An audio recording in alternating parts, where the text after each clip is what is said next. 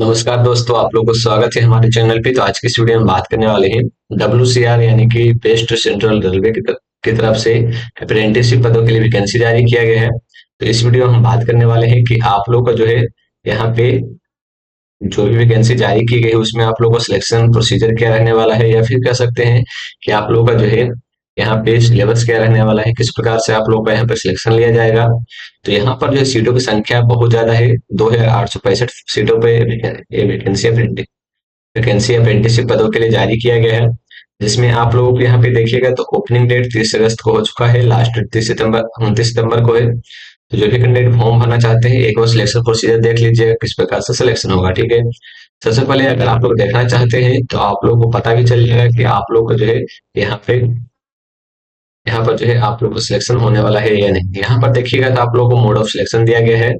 Mode of selection देखने को मिलेगा, selection will be prepared done on the basis of merit list. और यहाँ पे आप लोग को उसके बाद फिर दिया गया है list prepared in the respect all the eligible candidate. यहाँ पर जो है आप लोग को मोड ऑफ सिलेक्शन जो रखा गया है कि किस प्रकार से आप लोग को सिलेक्शन लिया जाएगा उसके बारे में। ठीक है, यहाँ पे उसके बाद फिर आप लोग नीचे दिया गया है कि आप लोग जैसे कि जो एलिजिबिलिटी क्राइटेरिया है, जैसे कि टेंथ या फिर ट्वेल्थ, अगर ट्वेल्थ पास भी है, टेंथ है, ट्वेल्थ है, यहाँ पर दोनों के लिए यहाँ पे जो वैकेंसी जारी किया गया है, आप लोग दोनों वाले जो कैंडिडेट है इस फॉर्म को भर सकते हैं। यहाँ पर देखिएगा तो आप लोग को दिया गया है the merit list will be prepared on the average marks.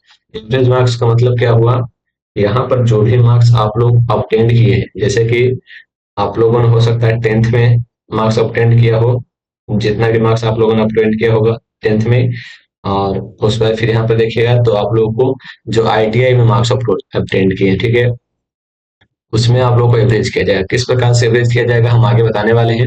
सबसे पहले तो ये समझिए कि अगर आप लोगों का टेंथ में मार्क्स कम है और ट्वेल्थ में मार्क्स ज्यादा है, यानी कि मान लीजिए कि यहाँ पर जो एलिजिबिलिटी रखा गया है फॉर्म भरने को, वो टेंथ में कम से कम 50% मार्क्स होना चाहिए। अगर टेंथ में 50% मार्क्स नहीं होते हैं तो आप लोग इस फॉर्म को नहीं भर पाइएगा। इसके लिए एक दूसरा तरीका ये है कि यहाँ पर आप लोग को ये भी कहा गया है कि अगर आप टेंथ का मार्क्स नहीं देना चाहते हैं, फिर टेंथ के बारे में नहीं बताना चाहते हैं, तो आप लोग इसके जगह पे जो है यहाँ पर देखिए अंडर 10+2 एग्जामिनेशन सिस्टम, 10+2 के बारे में बता सकते हैं, ये आप लोगों को मेंशन किया गया। ठीक है, उसके बाद फिर यहाँ देखिएगा तो आप लोग को देखने को मिलेगा plus ITI trade marks all eligible candidate. ठीक है, ऑल एलिजिबल कैंडिडेट 10+2 तो होना चाहिए और साथ में ITI का मार्क्स होना चाहिए। जैसे कि आप लोग पहले देख लीजिएगा कि टेंथ का देना है या फिर ट्वेल्थ का देना है, जिसमें ज्यादा मार्क्स रहेंगे उसका आप लोगों को अपडेट करना है। ठीक है, उसके बाद फिर ITI तो देना ही है। जैसे कि मान लीजिए कि आप लोग का जो है टेंथ या फिर ट्वेल्थ में मार्क्स 60% है, ठीक है, और उसके बाद फिर यहाँ पर ITI में जो मार्क्स है वो 80% है। दोनों को पहले ऐड किया जाएगा, जब भी ऐड कीजिएगा तो आप लोग को हो जाएगा 140 मार्क्स। 140 मार्क्स हो जाएगा तो उसके बाद फिर 200 भाग दे देना है, तो 140 70 मार्क्स आ जाएगा, यानी कि वो जो है आप लोग का एवरेज मार्क्स निकल कर आ जाएगा।